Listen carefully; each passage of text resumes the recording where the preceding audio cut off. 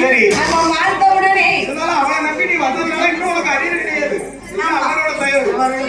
சரி அப்போ பார்த்தான் வல்லரக்கன் மந்திரி சிம்மாசனத்தில் ஏறி இத்தனை வருடம் ஆச்சு. நாட்டு மக்கள் பகுதி பணம் மிஷ்டி பணம் கப்பா பணம் எல்லாம் தந்தார்களா? அப்படி இருக்கக்கூடிய நேரம் இருக்கக்கூடிய நேரம் சந்தன மல்லிகையில்